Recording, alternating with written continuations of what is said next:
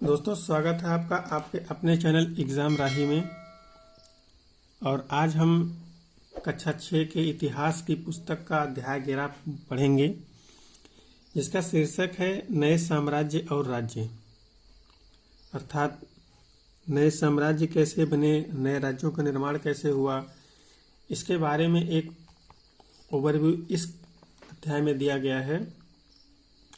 जैसा कि मैं आपको बार बार बताता रहता हूं कि हम एनसीईआरटी को जो पढ़ रहे हैं वो सिर्फ और सिर्फ एक ओवरव्यू ले रहे हैं, ना कि हम उसको डिटेल में पढ़ रहे हैं। डिटेल के लिए एडवांस की क्लास मैं आपको करवाऊंगा, और वो एडवांस की क्लास इस लेवल की होंगी कि आपको आपके किसी भी एग्ज़ाम के लिए अलग से पढ़ने की ज़रूरत नहीं पड़ेगी।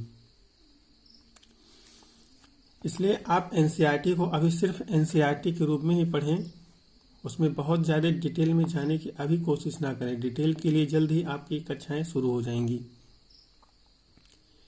चलिए इस चैप्टर की शुरुआत करते हैं।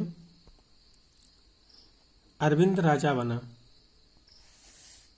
बच्चे का बचपन है, कोई नाटक होने वाला है उसके स्कूल में, उसमें वो राजा की भूमिका अदा करने वाला है। अरविंद अपने स्कूल में खेले जाने वाले नाटक में राजा की भूमिका अदा करने के लिए चुना गया। उसने सोचा था कि वह शाही वेशभूषा में, मूंछों पर ताव देते हुए, रूप पहले कागज में लिपटी तलवार को शान से पकड़कर चहलकदमी करेगा। जरा सोचो, उसे कितनी हैरानी हुई जब उसे बताया गया कि उसे बैठकर वीणा भी बजानी होगी और कविता पाठ भी करना होगा। एक संगीतज्ञ राजा कौन हो सकता है, वह अरविंद सोचने लगा। अर्थात उसके मन में जो विचार थे एक राजा को लेकर के, जो एक मूर्ति बनी हुई थी राजा को लेकर के, राजा को वेशभूषा को लेकर के, अभी उसमें थोड़ा सा परिवर्तन हो गया। उसके साथ साथ उसे अब वीणा भी बजाना है और कविता का पाठ भी करना है। शायद वो सोचने लगा होगा कि राजा कब से वीणा बजाने लग गया, या वो कब से कविताएं करने लगा। यह काम तो कवियों का होता है, वीणा बजाने का काम संगीतज्ञों का होगा। लेकिन ऐसा नहीं था, उसे ये करना था। एक राजा की ये गुण थे। आगे देखते हैं क्या बताती हैं प्रशस्तियाँ।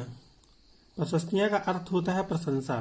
किसी के प्रशंसा में जो लेख लिखे गए थे उन्हें प्रशस्तियाँ कहा जाता है। आपको ध्यान रखना चाहिए कि प्रशस्तियाँ क्या होती हैं। दरअसल अरविंद गुप्त वंश के प्रसिद्ध राजा समुद्रगुप्त की भूमिका अदा करने जा रहा था। समुद्रगुप्त के बारे में हमें एक लंबे अभिलेख से पता चलता है। वास्तव में यह उसके दरबारी कवि हरिसेन द्वारा संस्कृत में लिखी गई एक कविता है। इसे करीब 1700 साल पहले लिखा गया। इलाहाबाद में अशोक स्तंभ पर इसकी खुदाई की गई है। आपके यहाँ काम की जो चीज़ है, आपके लिए जो काम का चीज़ है, वो एक तो है हरिसेन। ये कौन थे, तो ये आपको याद होना चाहिए कि हरिसेन गुप्त वंश के राजा समुद्रगुप्त के दरबारी कवि थे। इन्होंने ही समुद्रगुप्त के बारे में प्रशस्ति लिखा है, और यह जो प्रशस्ति लिखा है इन्होंने, ये इलाहाबाद के अशोक स्तंभ पर खुदवाई गई है। आपको याद रखना चाहिए कि उसके बारे में जो प्रशस्ति मिलती है वो कहाँ पे मिलती है। तो आपको याद रहना चाहिए अशोक स्तंभ पर मिलती है, और हरिसेन द्वारा खुदवाई गई है, जो कि संस्कृत भाषा में है, और ये समुद्रगुप्त के आदेश पर किया गया होगा। यह एक विशेष किस्म का अभिलेख है जिसे प्रशस्ति कहते हैं। यह एक संस्कृत शब्द है जिसका अर्थ प्रशंसा होता है। जैसा कि हमने पहले बताया था कि उसका अर्थ प्रशंसा होता है। प्रशस्तियां लिखने का प्रचलन पहले भी था, जैसे कि तुमने अध्याय 10 में गौतमी पुत्र सरिस सातकर्णी के प्रशस्ति के बारे में पढ़ा, परंतु गुप्त काल में इसका महत्व और बढ़ गया। प्रशस्ति कभी कभी राजा के आदेश पर भी लिखे जाते थे, और ज़्यादातर प्रशस्तियां कवियों द्वारा स्वयं ही लिखी जाती थीं, क्योंकि जब वो राजाओं की प्रशंसा करते थे तो राजा खुश होकर के उन्हें बहुत सारे धन दौलत दिया करते थे। इसके लिए वो राजा के जो परिवार में जो लिखते थे वो प्रशंसनीय ही लिखते थे, उनके बारे में अच्छी अच्छी बातें ही लिखते थे। इन्हीं को प्रशस्ति बोला जाता था। समुद्रगुप्त की प्रशस्ति। आओ देखें समुद्रगुप्त की प्रशस्ति हमें क्या बताती है। कवि ने इसमें राजा की एक युद्धों को जीतने वाले राजा, विद्वान तथा एक उत्कृष्ट कवि के रूप में भरपूर प्रशंसा की है। यहाँ तक कि उसे ईश्वर के बराबर बताया गया है। प्रशस्ति में लंबे लंबे वाक्य दिए गए हैं। यहाँ वैसे ही एक वाक्य का अंश दिया गया है। आगे एक अंश है, जैसे कि हमने बताया कि राजाओं के प्रशंसा में लिखे जाते थे। राजा को बहुत ही बढ़ा चढ़ा कर पेश किया जाता था। इससे राजा खुश होता था और बहुत सारे धन दौलत इन कवियों को देता था। अब यहाँ पे समुद्रगुप्त के प्रशस्ति के बारे में आप देखिए, जिनका शरीर युद्ध मैदान में कुठारों, कुल्हाड़ियों, तीरों, भालों, बर्छों, तलवारों, लोहे की गदाओं, नुकीले तारों तथा अन्य सैकड़ों हथियारों से लगे घावों के दाग से भरे होने के कारण अत्यंत सुंदर दिखता है। अब आप देखिए, जितने सारे हथियारों का यहाँ पे नाम लिया गया, वो सारे हथियार समुद्रगुप्त के शरीर पर लगे हुए हैं, उससे घाव बना हुआ है। उसके बावजूद उन घावों में कवि जो है वो सुंदरता देखता है और सुंदर बताता है। अब यह प्रशंसा ही है कि शरीर में इतने सारे घाव लगे हों और वो सुंदर दिखता हो, यह कवि की कल्पना ही हो सकती है। यहाँ पे आप लोग देखेंगे जो एक सिक्का है, यहाँ पे एक दो सिक्के दिए गए हैं और यहाँ पे इस चित्र में एक राजा है समुद्रगुप्त, उसको बीड़ा बजाते हुए दिखाया गया है। बीड़ा बजाने वाला राजा समुद्रगुप्त कुछ अन्य गुणों को सिक्कों पर दिखाया गया है, जैसे इस सिक्के में उन्हें बीड़ा बजाते हुए दिखाया गया है। अब आपके लिए यहाँ पे जो याद रखने वाली बात है वो ये है कि बीड़ा बजाने वाला शासक कौन था, या बीड़ा कौन बजाता था, या इस तरह से भी क्वेश्चन पूछा जा सकता है, समुद्रगुप्त किस यंत्र को बजाता था। इतिहास में बीड़ा बजाने वाले राजा के रूप में समुद्रगुप्त प्रसिद्ध है, ये आपको याद रखना चाहिए। और इसकी जानकारी हमें उसके द्वारा बनाए गए सिक्कों से मिलती है। सिक्कों पे उसे अंकित किया गया है। यहाँ पे कुछ खास नहीं है, इसलिए हम आगे चलते हैं। मानचित्र में प्रयाग, इलाहाबाद का पुराना नाम, उज्जैन तथा पाटलिपुत्र ढूंढो। ये गुप्त शासन के महत्वपूर्ण केंद्र थे। आर्यावर्त तथा दक्षिणापथ के राज्यों के साथ समुद्रगुप्त के व्यवहार में क्या अंतर था? क्या इस अंतर के पीछे तुम्हें कोई कारण दिखाई देता है? अब यहाँ पे आप देखिएगा, जो आर्यावर्त का नाम अभी आया, जो आर्यावर्त का क्षेत्र है वो आप यहाँ पे देखेंगे, ये जो हल्के रंग में दर्शाया गया है इस एरिया को, ये आर्यावर्त का क्षेत्र है। ये आप यहाँ पे देखेंगे, ये आर्यावर्त का क्षेत्र है। जो ये एकदम से गाढ़े कलर में आपको दिखाई दे रहा है, ये समुद्रगुप्त का या गुप्त वंश का अपना शासन क्षेत्र है। इतने एरिया पे वो शासन करते थे। उसके बाद नीचे की तरफ आप जाएंगे तो जो आपको सफ़ेद में पूरा मैप दिख रहा है, ये अन्य राजाओं के शासन हुआ करते थे। ये समुद्रगुप्त के अंतर्गत नहीं आते थे, ये स्वतंत्र रूप से शासन करते थे। और अभी जो आपका ऊपर नाम आया था आर्यावर्त, तो आर्यावर्त कौन थे?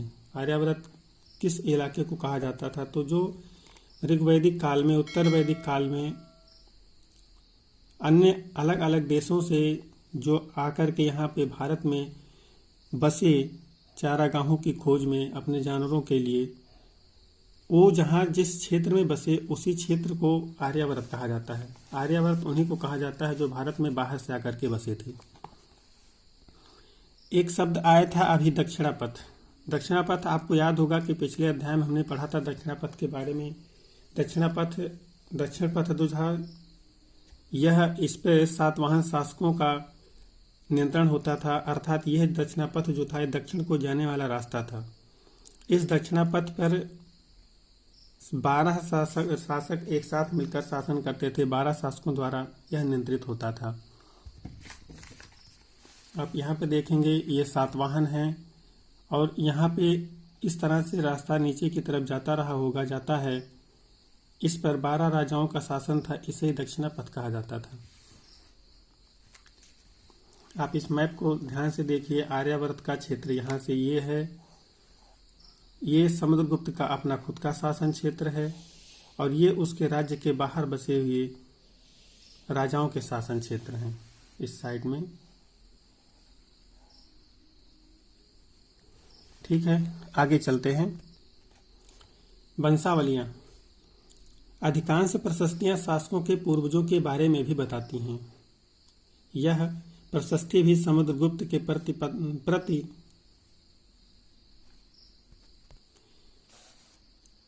प्रपितामह, पितामह यानी कि परदादा, दादा, पिता और माता के बारे में बताती है। उनकी माँ कुमार देवी लिच्छवीगण की थीं और पिता चंद्रगुप्त गुप्त वंश के पहले शासक थे, जिन्होंने महाराजाधिराज जैसी बड़ी उपाधि धारण की थी। समुद्रगुप्त ने भी यह उपाधि धारण की। उनके दादा और परदादा का महाराजा के रूप में उल्लेख है। इससे यह आभास मिलता है कि धीरे धीरे इस वंश का महत्व बढ़ता गया।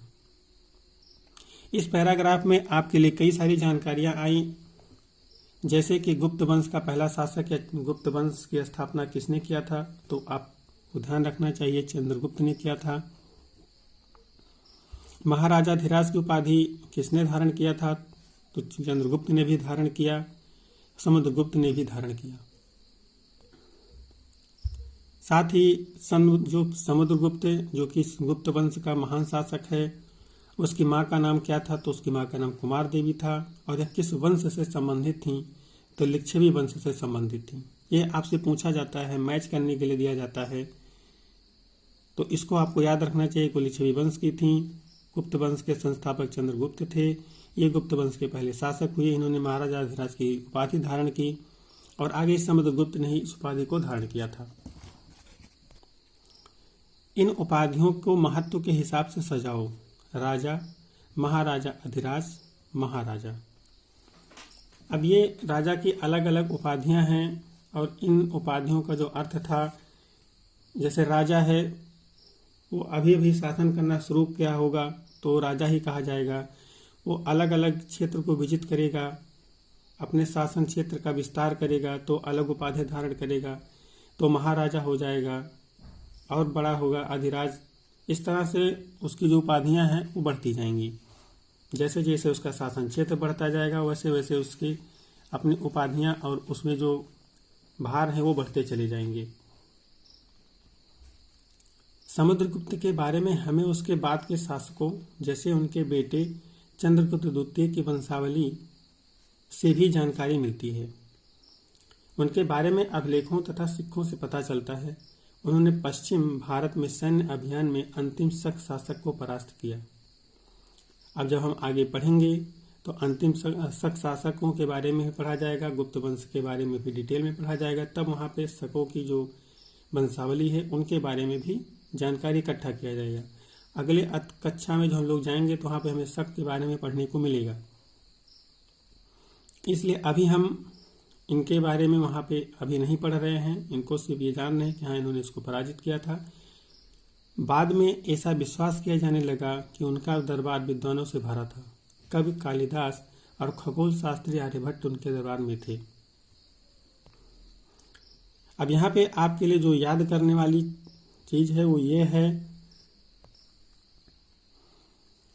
कि जो कालिदास थे और खगोल शास्त्री थे, खगोल शास्त्री आर्यभट्ट थे, ये समुद्रगुप्त के दरबार में रहते थे, अर्थात ये समुद्रगुप्त के समकालीन थे। ये उनके समय के कवि और खगोल शास्त्री हुआ करते थे। ये क्वेश्चन आपके एग्जाम में कई बार पूछा गया है कि कालिदास किस राजा के या किस वंश के समकालीन थे। तो वंश का नाम लेगा तो भी गुप्त वंश होगा, राजा का नाम लेगा तो समुद्रगुप्त होगा। और ऐसे ही आर्यभट्ट के बारे में भी है कि किस शासक के समकालीन थे, तो आपको याद रखना चाहिए कि ये समुद्रगुप्त के समकालीन थे और उनके दरबार में रहते थे। आगे चलते हैं। हर्षवर्धन तथा हर्षचरित्र। जिस तरह गुप्त वंश के शासकों के बारे में अभिलेखों तथा सिक्कों से पता चलता है, उसी तरह कुछ अन्य शासकों के बारे में उनकी जीवनी से पता चलता है। ऐसे ही एक राजा हर्षवर्धन थे जिन्होंने करीब 1400 साल पहले शासन किया। उनके दरबारी कवि बाणभट्ट ने संस्कृत में उनकी जीवनी हर्ष चरित्र लिखी। इससे हर्षवर्धन की वंशावली देते हुए उनके राजा बनने तक का वर्णन है। चीनी तीर्थयात्री xuanzang, जिनके बारे में अध्याय 10 में पढ़ा गया है, काफी समय के लिए हर्ष के दरबार में रहे। उन्होंने वहां जो कुछ देखा उसका विस्तृत विवरण दिया है। अब यहाँ पे देखिए, जो शासक हैं उनके बारे में हमें जो जानकारी मिलती है वो अभिलेखों से मिलती है, प्रशस्तियों से मिलती है, किताबों से मिलती है। ऐसे ही एक राजा का नाम आया हर्षवर्धन, जो 1400 साल पहले शासन करते थे। उन्हीं के दरबार में बाणभट्ट नामक कवि रहते थे। आर्यभट्ट और बाणभट्ट में कंफ्यूज मत होइएगा। आर्यभट्ट अलग थे, बाणभट्ट अलग थे। आर्यभट्ट समुद्रगुप्त के दरबार में रहते थे और बाणभट्ट जो है हर्षवर्धन के दरबार में रह रहे हैं। इन्होंने हर्ष चरित्र नाम की एक पुस्तक लिखी है जो हर्षवर्धन की जीवनी है। यह संस्कृत भाषा में लिखी गई है, आपको इसको याद रखना चाहिए। हर्ष चरित्र के लेखक कौन है और यह किसकी जीवनी है? तो हर्ष चरित्र के लेखक बाणभट्ट हैं और बाणभट्ट हर्षवर्धन के दरबारी कवि हैं। इनके हर्षवर्धन के दरबार में जो चीनी यात्री xuanzang था, आपने पीछे देखा था, वो इनके दरबार में भी कुछ समय के लिए रहा था और इसने यहाँ का विवरण दिया था अपनी पुस्तकों में। आपको याद होगा कि जो xuanzang था यह बौद्ध धर्म से भी प्रभावित था। आगे देखते हैं। हर्ष अपने पिता के सबसे बड़े बेटे नहीं थे, पर अपने पिता और बड़े भाई की मृत्यु हो जाने पर थानेसर के राजा बने। इसका कहने का अर्थ यही है कि जो वंशावलियाँ चलती थी राजा की, उसमें जो सबसे बड़ा बेटा होता था वही राजा बनता था। लेकिन यहाँ पे थोड़ा सा अलग हो रहा है। हर्ष जो अपने पिता का सबसे बड़ा बेटा नहीं है, लेकिन फिर भी वह अपने पिता की मृत्यु के बाद और भाई की मृत्यु के बाद राजा बनता है। हो सकता है कि यह जो इसके भाई रहे हों वो उतने योग्य ना रहे हों, इसलिए शासन सत्ता इसने संभाली हो। आगे जब हम गुप्त वंश का डिटेल पढ़ेंगे, गुप्त वंश के बारे में अधिक जानकारी लेंगे एडवांस क्लास में, तो वहाँ पे इस बारे में अधिक चर्चा होगी कि आखिर उसने ऐसा क्यों किया, उसे शासन कैसे मिला। उनके बहनोई कन्नौज के शासक थे। जब बंगाल के शासक ने उन्हें मार डाला तो हर्ष ने कन्नौज को अपने अधीन कर लिया और बंगाल पर आक्रमण कर दिया। कहने का तात्पर्य है, कन्नौज में हर्ष के पिता जो बहनोई हैं, बहन के पति हैं, वो शासन कर रहे हैं, लेकिन उन्हें बंगाल के शासक ने मार दिया। अब वहाँ पे कोई राजा नहीं रह गया तो हर्ष ने उसे अपने राज्य में मिला लिया, और चूंकि बंगाल के शासक ने उनकी हत्या की थी तो इसने उनके ऊपर भी आक्रमण कर दिया और उन्हें जीता। मगध तथा बंगाल को जीतकर उन्हें पूर्व में जितनी सफलता मिली थी उतनी सफलता अन्य जगहों पर नहीं मिली। जब उन्होंने नर्मदा नदी को पार कर दक्कन की ओर आगे बढ़ने की कोशिश की, तब चालुक्य नरेश पुलकेशिन द्वितीय ने उन्हें रोक दिया। कहने का अर्थ है, इन्होंने मगध को जीता, बंगाल को जीता, यहाँ पे इन्हें अपार सफलता मिली। अभी जो इनका मनोबल था वो बढ़ गया था। ये अन्य राजाओं को, अन्य राज्य क्षेत्रों को विजित करना चाहते थे और उन पर आक्रमण करते थे, लेकिन जो सफलता इन्हें वहाँ पे मिली थी अभी अन्य राज्यों में नहीं मिल रही है।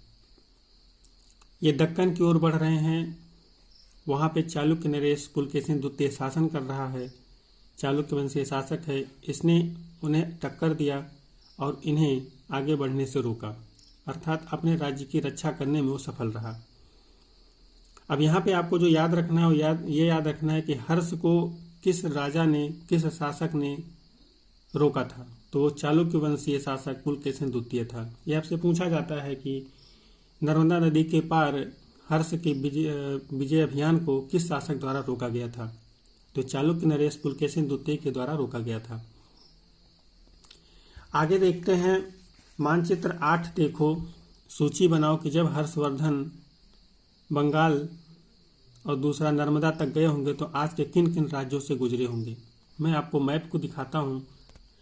आप यहाँ पे मैप को देखिए, जो बंगाल का क्षेत्र है वो यहाँ पे है, ये आप देख सकते हैं बंगाल का क्षेत्र। उस समय ये जो बंगाल है, बिहार है, झारखंड है, सब एक ही हुआ करते थे। नर्मदा नदी जो बह रही हो यहाँ पे, इस टाइप से यहाँ पे बह रही है, मध्य प्रदेश क्षेत्र में यहाँ पे बह रही है नर्मदा नदी इस साइड से। अब जो हर्ष आ रहा है वो इधर से आ रहा है, यहाँ से आ रहा है नीचे, तो यहाँ पे नर्मदा नदी पार कर रहा है और इधर पश्चिम बंगाल के साइड में जा रहा है, बंगाल की साइड में जा रहा है। उसमें पश्चिम बंगाल नहीं, बंगाल था, बंगाल साइड जा रहा है। अब यहीं पे आपको देखना था कि वो किन किन राज्यों से गया होगा। तो आप देख सकते हैं नर्मदा नदी जब यहाँ पे है तो उसे मध्य प्रदेश भी पार करना पड़ा होगा, यहाँ पे उत्तर प्रदेश के कुछ क्षेत्र में घुसा होगा, यहाँ छत्तीसगढ़ में आया होगा, झारखंड में आया होगा, और पश्चिम बंगाल जो बंगाल का क्षेत्र यहाँ पे थे यहाँ तक पहुँचा होगा। ये कुछ राज्य उसके रहे होंगे। आगे की तरफ जहाँ तक गया होगा उन राज्यों को उसने पार किया होगा। पल्लव, चालुक्य और पुलकेशिन द्वितीय की प्रशस्तियाँ। अब प्रशस्तियाँ जो हैं, प्रशस्ति जो है इनका शाब्दिक अर्थ आप समझ रहे हैं, जान ही रहे हैं, पीछे आपको बताया गया। अभी जो प्रशस्तियों के बारे में हम पढ़ रहे हैं वो पल्लव के बारे में है, चालुक्य के बारे में है, और पुलकेशिन द्वितीय जो कि चालुक्य वंश का शासक है उसके बारे में है। इन सभी राजवंशों को, वंशानुगतों को, वंशावलियों को हम एडवांस में पढ़ेंगे, बहुत अच्छे से पढ़ेंगे और अगले क्लास में भी पढ़ेंगे। इस काल में पल्लव और चालुक्य दक्षिण भारत के सबसे महत्वपूर्ण राजवंश थे। पल्लवों का राज्य उनकी राजधानी कांचीपुरम के आसपास के क्षेत्रों से लेकर कावेरी नदी के डेल्टा तक फैला था, जबकि चालुक्यों का राज्य कृष्णा और तुंगभद्रा नदियों के बीच स्थित था। अब इन्हें आपको मैप में खोजना चाहिए, मैप में देखना चाहिए। मैं आपको मैप में दिखाने की कोशिश करता हूँ।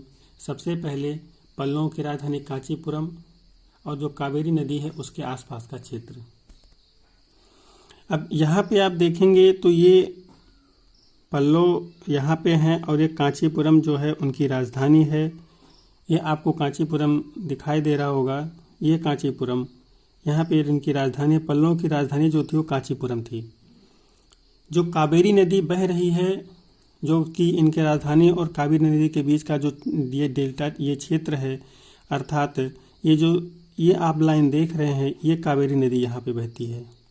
इस लाइन पे यहाँ पे कावेरी नदी बह रही है, यहाँ पे कांचीपुरम है। ये कावेरी नदी से लेकर के कांचीपुरम का ये जो एरिया है ये इनके राज्य का हिस्सा है। ये आपको ध्यान रखना चाहिए कि जो पल्लव हैं वो कहाँ पे हैं, तो आपको ध्यान हो कि पल्लव यहाँ पे हैं। आपका जो दूसरा था जिसपे पुलकेशिन द्वितीय शासन कर रहा था, चालुक्य वंश।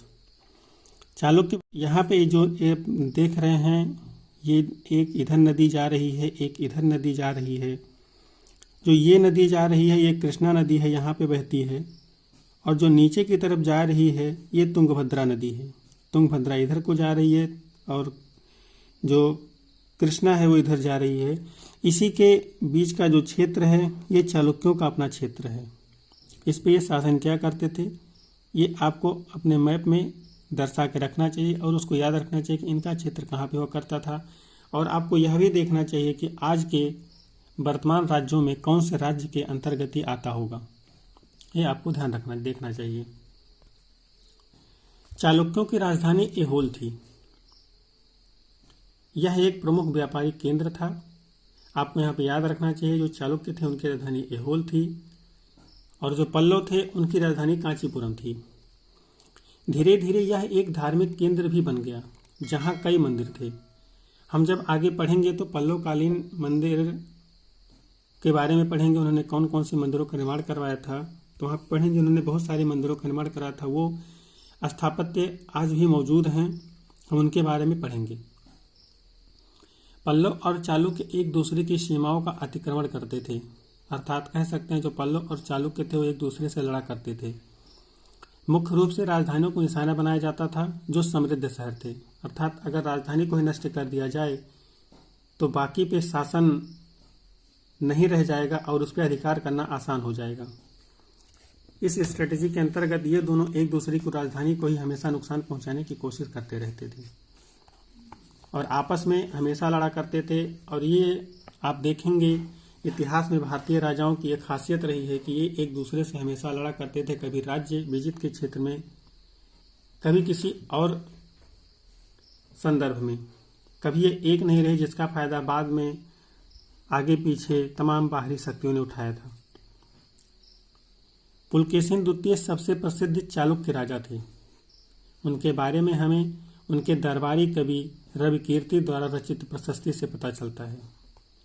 अब आपको यहाँ पे याद रखना चाहिए, रविकीर्ति जो है वो पुलकेशिन द्वितीय के दरबारी कवि हैं। इसमें उनके पूर्वजों, खास तौर से पिछली 4 पीढ़ियों के बारे में बताया गया है।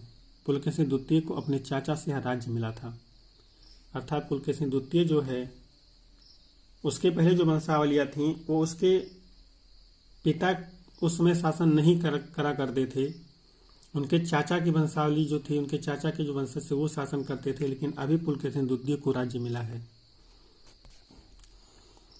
रवि कीर्ति के अनुसार उन्होंने पूर्व तथा पश्चिम दोनों समुद्र तटीय इलाकों में अपने अभियान चलाए। आपको ध्यान हो कि यह पुलकेशिन द्वितीय के बारे में बात कर रहा है। इसके अतिरिक्त उन्होंने हर्ष को भी आगे बढ़ने से रोका। अभी आपने देखा था कि हर्ष को पुलकेशिन द्वितीय ने ही आगे बढ़ने से रोक दिया था, जो कि नर्मदा नदी को पार करके यहाँ तक पहुँचे थे। हर्ष का अर्थ आनंद होता है। कवि का कहना है कि इस पराजय के बाद हर्ष अब हर्ष नहीं रहा। पुलकेशिन द्वितीय ने पल्लव राजा के ऊपर भी आक्रमण किया, जिसे कांचीपुरम की दीवार के पीछे शरण लेनी पड़ी। आप यहाँ पे देख रहे हैं पुलकेशिन द्वितीय वो अपने आप को कितना शक्तिशाली शासक घोषित कर रहा है, कितना शक्तिशाली है कि वो हर्ष को भी रोक दे रहा है, कांचीपुरम पे भी हमला कर रहा है, पल्लों के जो कि पल्लों की राजधानी है उस पर भी हमला कर रहा है।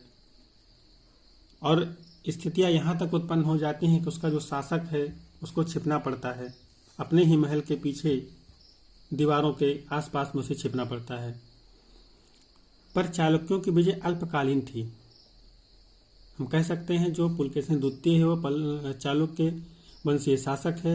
ये हर्ष को भी रोक रहा है, पुलकेशिन पल्लों के ऊपर भी आक्रमण कर रहा है, लेकिन अभी जो इसकी विजय की जो मंशा है वो बहुत लंबे समय तक नहीं चलती।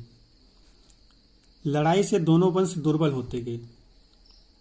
पल्लों और चालुक्यों को अंततः राष्ट्रकूट तथा चोल वंशों ने समाप्त कर दिया। इसके बारे में अगले कक्षा में हम लोग पढ़ेंगे।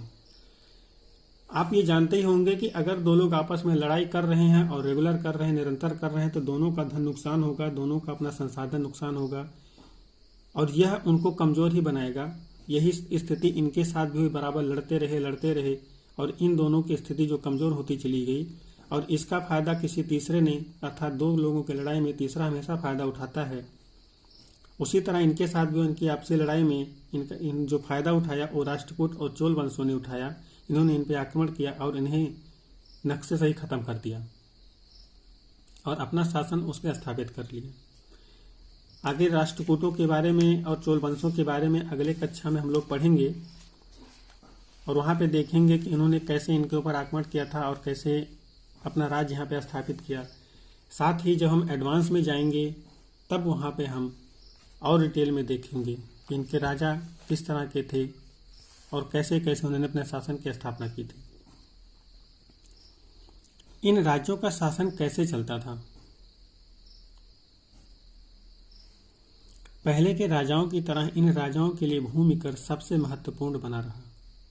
आप देख रहे हैं जो वैदिक काल से कर प्रथा शुरू हुई थी वो अब रेगुलर चल रही है और वो अब धीरे धीरे महत्वपूर्ण होती गई और अभी भी महत्वपूर्ण ही है, क्योंकि बिना कर के शासन करना उनके लिए संभव नहीं था।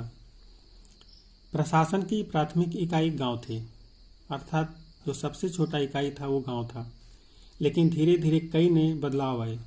राजाओं ने आर्थिक, सामाजिक, राजनीतिक या सैन्य शक्ति रखने वाले लोगों का समर्थन जुटाने के लिए कई कदम उठाए। उदाहरण के तौर पर कुछ महत्वपूर्ण प्रशासकीय पद आनुवंशिक बना दिए गए, अर्थात बेटे अपने पिता का पद पाते थे, जैसे कि कब हरिसेन अपने पिता की तरह दंड नायक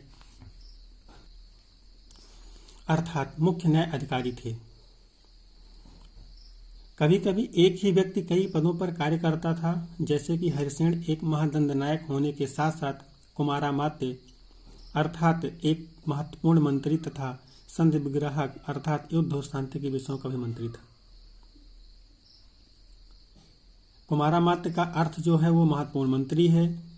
संधि विग्राहक का अर्थ आया है तो इसका अर्थ है ये शांति स्थापित करने का मंत्री। संधि विग्राहक का मतलब है, विग्रहिक का मतलब है शांति स्थापित करने वाला मंत्री। कुमारामात्य का मतलब कि एक महत्वपूर्ण मंत्री है। और दंड नायक का मतलब वो लोगों को दंडित करता है उनके अपराधों के लिए। संभवतः वहाँ के स्थानीय प्रशासन में प्रमुख व्यक्तियों का बहुत बोलबाला था। इसमें नगर श्रेष्ठी यानी मुख्य बैंकर या शहर का व्यापारी, सार्थवाह यानी व्यापारियों के काफिले का नेता, प्रथम कुलिक अर्थात मुख्य शिल्पकार तथा कायस्थों यानी लिपिकों के प्रधान जैसे लोग होते थे। यहाँ पे जो आपको याद रखना है वो सार्थवाह शब्द को याद रखना है विशेष तौर पे, जिसका अर्थ होता था व्यापारियों के काफिले का नेता, सार्थवाह। आप पीछे देखेंगे आपको एक श्रेणी शब्द आया था जो व्यापारियों के संघ के लिए प्रयोग किया जाता था।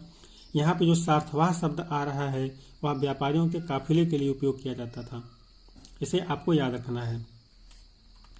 कुलिक शब्द है, इसको भी आपको याद रखना है। कुलिक क्या होते थे, कुलिक किन्हें कहा जाता था? तो कुलिक जो मुख्य शिल्पकार होते थे उन्हें कुलिक कहा जाता था। इसको आपको याद रखना चाहिए। इस तरह की नीतियां कुछ हद तक प्रभावशाली होती थीं, पर समय के साथ साथ इनमें से कुछ व्यक्ति इतने अधिक शक्तिशाली हो जाते थे कि वो अपना स्वतंत्र राज्य स्थापित कर लेते थे। सोचकर बताओ कि अफसरों का पद आनुवंशिक कर देने में क्या क्या फायदे और क्या क्या नुकसान हो सकते थे। अब आप यहाँ पे देख रहे हैं, आप वर्तमान, जब भी आपको इतिहास में कुछ समझना हो तो आप वर्तमान संदर्भ को लेकर के चलिए, वर्तमान संदर्भ को समझिए तो आपको इतिहास समझने में बहुत ही आसान हो जाएगा। आप इस समय भी देखिए, किसी भी क्षेत्र में जब कोई एक व्यक्ति बहुत ही शक्तिशाली हो जाता है, धनवान हो जाता है, शासन प्रशासन में उसकी पकड़ हो जाती है, तो वो अपने आप को उस क्षेत्र का दादा घोषित कर देता है कि उस क्षेत्र में वो जो चाहेगा वो करेगा और उसे कोई रोक नहीं पाएगा। ऐसा ही उस समय भी होता था कि जो वहाँ के धनाढ्य व्यक्ति होते थे या जो अधिकारी होते थे, जो बड़े बड़े पदों को पा जाते थे, वो लोग भी अपने आप को इतना शक्तिशाली बना लेते थे कि एक वक्त आता था जब वो खुद को ही अपने उस क्षेत्र का राजा घोषित कर देते थे। आगे चलते हैं इस चैप्टर में। एक नए प्रकार की सेना जो कि हर राजा के द्वारा रखी जाती हैं। कुछ राजा अभी भी पुराने राजाओं की तरह एक सुसंगठित सेना रखते थे। सुसंगठित सेना का अर्थ होता है कि यह इसमें एक मानक में हाथी, घोड़े, पैदल सभी शामिल होते थे और ये रेगुलर कंटिन्यू रहते थे। ऐसा नहीं था कि कुछ समय के लिए इनका उपयोग किया जाता था फिर इन्हें हटा दिया जाता था। जिसमें हाथी, रथ, घुड़सवार और पैदल सिपाही होते थे। पर इसके साथ साथ कुछ सेना नायक भी होते थे जो आवश्यकता पड़ने पर राजा को सैनिक सहायता दिया करते थे। इन सेना नायकों को कोई नियमित वेतन नहीं दिया जाता था, बदले में इनमें से कुछ को भूमि दान दिया जाता था। दी गई भूमि से ये कर वसूलते थे जिससे वे सेना तथा घोड़ों की देखभाल करते थे। साथ ही वे इसमें युद्ध के लिए हथियार जुटाते थे।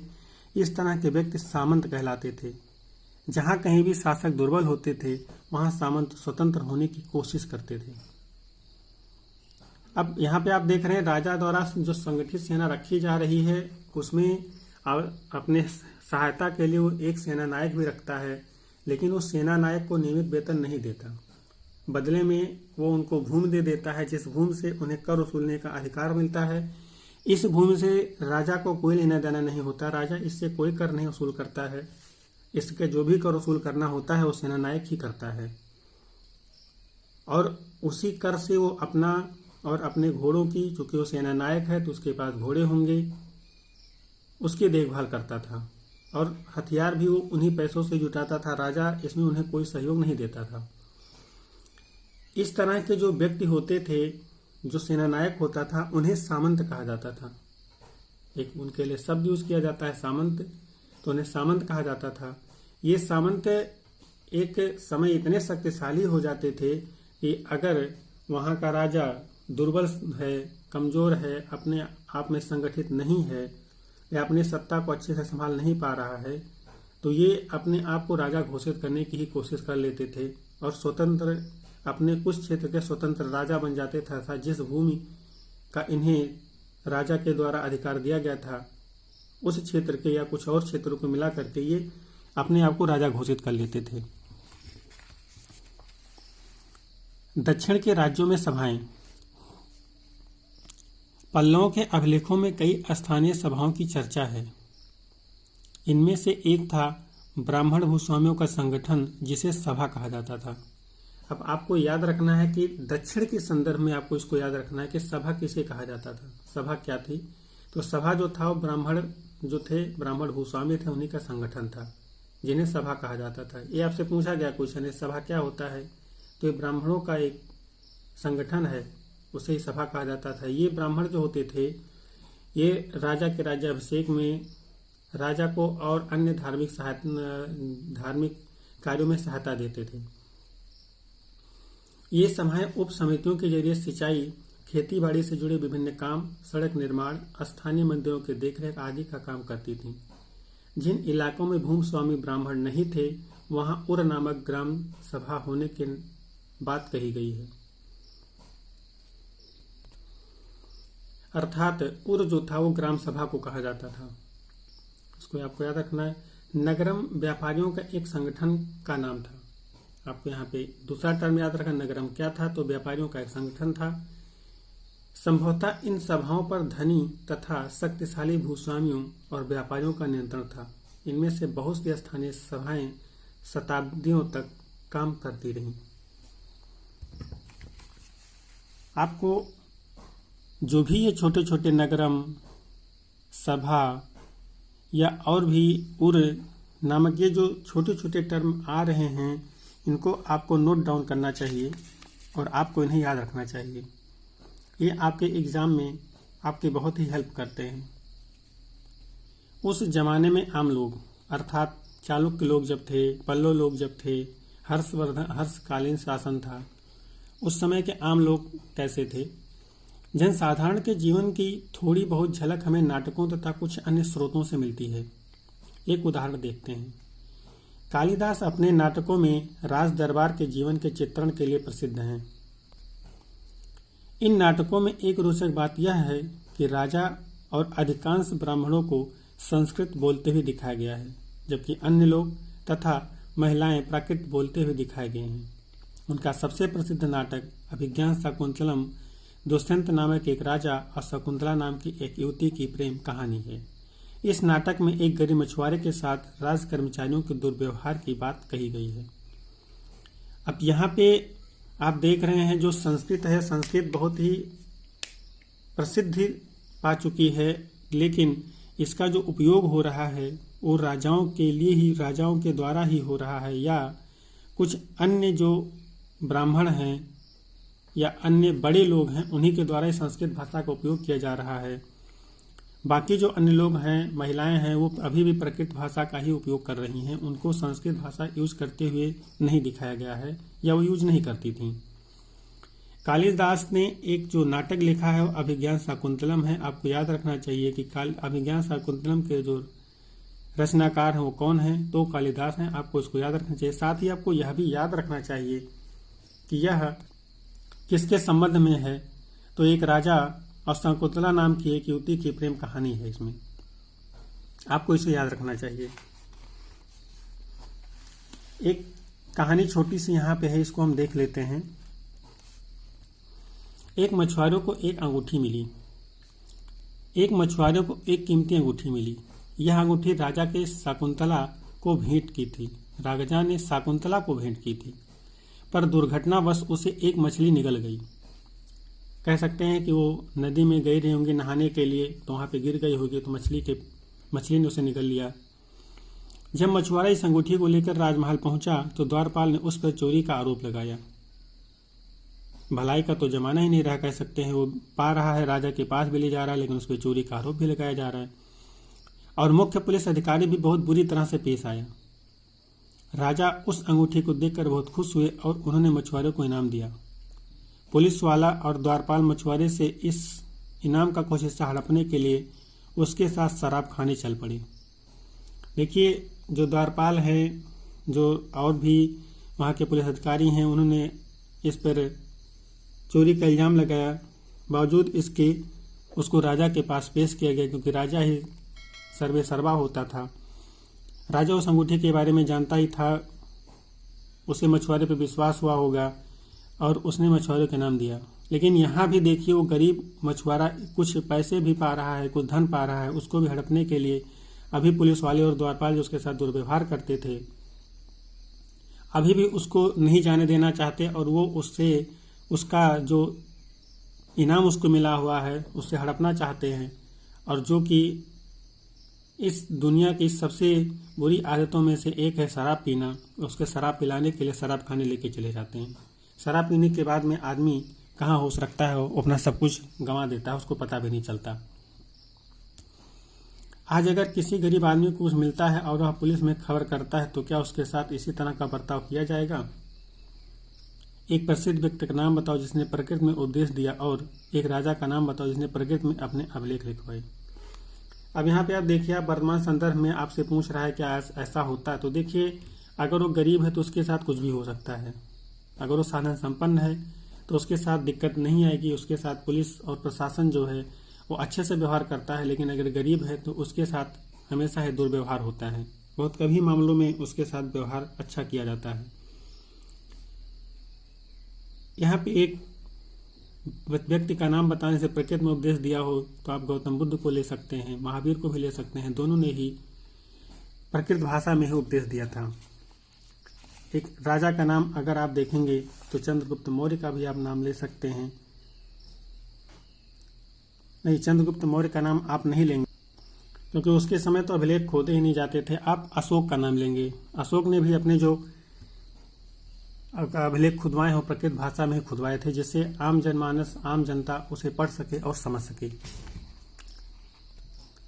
आगे, चीनी तीर्थयात्री फासियन का ध्यान उन लोगों की दुर्गति पर भी गया जिन्हें ऊंचे और शक्तिशाली लोग अछूत मानते थे। आज भी समाज में छुआछूत, अछूत जैसी भावनाएं हैं, लेकिन उस समय जितनी बुरे लेवल पे हुआ करते थे उस लेवल पे आज नहीं है। इन्हें शहरों के बाहर रहना पड़ता था। जो अछूत से वो शहर से बाहर रहते थे।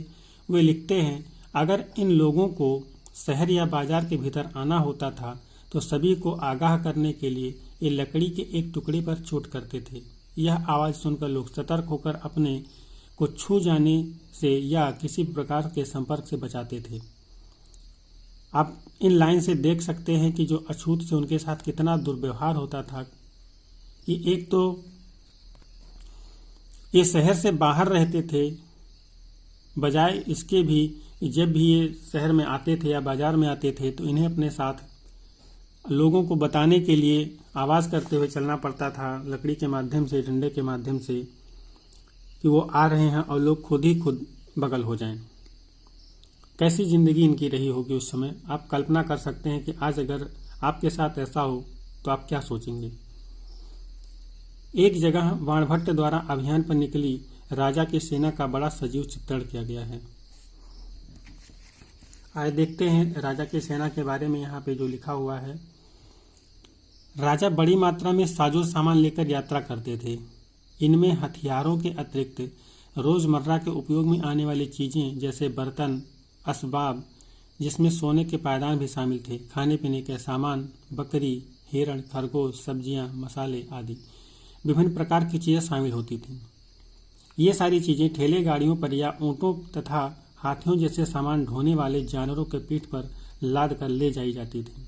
इस विशाल सेना के साथ साथ संगीतकार नगाड़े, बिगुल तथा तुरही बजाते हुए चलते रहते थे। आप में वैभव और विलासिता की एक झलक देख सकते हैं कि किस तरह से था। रास्ते में पड़ने वाले गांव वालों को उनका सत्कार करना पड़ता था। वे दही, गुड़ तथा फूलों का उपहार लाते थे तथा जानवरों को चारा भी देते थे। वे राजा से भी मिलना चाहते थे ताकि अपनी शिकायत या कोई अनुरोध उनके सामने रख सकें। पर यह सेनाएं अपने पीछे विनाश और विध्वंस की निशानी छोड़ जाती थीं।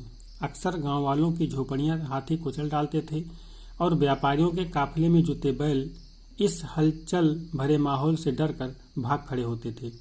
बाणभट्ट लिखते हैं, पूरी दुनिया धूल के गर्त में डूब जाती थी। सेना के साथ ले जाई जाने वाली चीजों की सूची बनाओ। ग्रामवासी राजा के लिए क्या क्या लेकर आते थे। आप देख सकते हैं कि राजा अपने वैभव में इतनी सारी सेना, इतने सारे सामान और इतनी सारी व्यवस्था, ढोल नगाड़े लेकर चल रहा है, इतनी बड़ी सेना को एक साथ लेकर चल रहा है, लेकिन वो कभी ये नहीं सोच रहा है कि जिस रास्ते से उसकी सेना जा रही है उसमें लगी फसल का क्या होगा। फसल खराब होगी तो उस क्षेत्र का जो किसान है वो कर कहाँ से देगा या अपना गुजारा कैसे करेगा।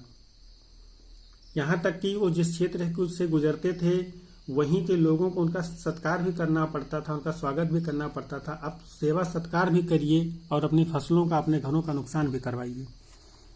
लेकिन जनता क्या कर सकती थी, उसे नुकसान सहना ही पड़ता था क्योंकि वो राजा के विरुद्ध नहीं जा सकती थी। ये एक छोटा सा वर्णन था जिससे हमें अंदाजा लगा सकते हैं कि क्या क्या उस समय होता रहा होगा। हम लोग आगे चलते हैं। यहाँ पे खत्म होता है, लेकिन यहाँ पे एक आपको एक्स्ट्रा नॉलेज दी गई है। मानचित्र में अरब ढूंढो। मरुभूमि होते हुए भी सदियों से अरब यातायात का एक बड़ा केंद्र था। दरअसल अरब व्यापारी तथा नाविकों ने भारत और यूरोप के बीच समुद्री व्यापार बढ़ाने के लिए एक महत्वपूर्ण भूमिका निभाई थी। अरब में रहने वाले अन्य लोगों में बेदुइन थे जो घुमक्कड़ कबीले होते थे। अब यहाँ पे बेदुइन जो है, आपको इसको याद रखना चाहिए कि बेदुइन कहाँ पे पाए जाते थे। घुमक्कड़ी कबीले थे और अरब में पाए जाते थे। ये आपके एग्जाम में पूछा जाता है जनजाति के रूप में। जो ये मुख्य रूप से ऊंटों पर आश्रित होते थे क्योंकि यह एक ऐसा मजबूत जानवर है जो मरुभूमि में भी स्वस्थ रह सकता है। लगभग 1400 साल पहले पैगंबर मोहम्मद ने अरब में इस्लाम नामक एक नए धर्म की शुरुआत की। ईसाई धर्म की तरह इस्लाम ने भी अल्लाह को सर्वोपरि माना। उनके बाद सभी को समान माना गया है। यहाँ इस्लाम धर्म के पवित्र ग्रंथ कुरान का एक अंश दिया गया है। अब यहाँ पे आप कह सकते हैं कि जो इस्लाम धर्म है इसकी स्थापना किसने किया था, तो आपको याद रखना है कि पैगंबर मोहम्मद ने किया था और अरब से इसकी शुरुआत उन्होंने किया था। इसमें उस समय के सामाजिक कुरीतियों को समाप्त करने के लिए उन्होंने ऐसा किया था। लेकिन इस धर्म का विकास कैसे हुआ, पैगंबर मोहम्मद को किन किन समस्याओं का सामना करना पड़ा, जब हम इस्लाम धर्म को पढ़ेंगे तो वहाँ पे इसके बारे में डिटेल पढ़ेंगे। मुसलमान स्त्रियों और पुरुषों के लिए, विश्वास रखने वाले स्त्रियों और पुरुषों के लिए, भक्त स्त्रियों और पुरुषों के लिए, सच्चे स्त्रियों और पुरुषों के लिए, धैर्यवान और स्थिर मन के स्त्रियों और पुरुषों के लिए, दान देने वाले स्त्रियों और पुरुषों के लिए, उपवास रखने वाले स्त्रियों और पुरुषों के लिए, अपनी पवित्रता बनाए रखने वाले स्त्रियों और पुरुषों के लिए, अल्लाह को हमेशा याद करने वाले स्त्रियों और पुरुषों के लिए, अल्लाह ने इन सब के लिए क्षमा और पुरस्कार रखा है। अगले 100 सालों के दौरान इस्लाम उत्तरी अफ्रीका, स्पेन, ईरान और भारत में फैल गया। अरब नाविक जो इस उपमहाद्वीप की तटीय बस्तियों से पहले ही परिचित थे, अब अपने साथ नए धर्म को भी ले आए। अरब के सिपाहियों ने करीब 1300 साल पहले सिंध, आज के पाकिस्तान में, को जीत लिया था। अब आप देख रहे हैं कि यहाँ पे जो एक कुरान का अंश दिया गया है, इसको भी आपने अभी पढ़ा तो आप ये समझ पा रहे होंगे। सभी धर्म, चाहे बौद्ध धर्म थे, चाहे जैन धर्म से, चाहे अभी ईसाई धर्म था या अभी इस्लाम धर्म है, सभी की जो शिक्षाएं हैं वो एक सी ही हैं, अलग नहीं हैं। यहाँ पे भी सच्चे मित्र, विश्वास और उपवास आदि के बारे में ही बताया जा रहा है और ये लगभग सभी धर्मों में मिलता है। अब इस चैप्टर के क्वेश्चन को हम देखते हैं। यहाँ पे इस चैप्टर के क्वेश्चन हैं, यहाँ पे इसको आपको देखना चाहिए। यहाँ पे सही गलत के लिए पूछ रहा है कि आपको सही गलत का निशान लगाना है। आगे इस चैप्टर के क्वेश्चन को हम देखते हैं। इन क्वेश्चनों को आपको पढ़ना है, आपको देखना है कि ये क्वेश्चन है, और मैं आपको बार बार हर चैप्टर के अंत में जब भी क्वेश्चन आते हैं मैं आपको एक ही चीज़ बोलता हूं कि आपको इन क्वेश्चनों को सॉल्व करना चाहिए।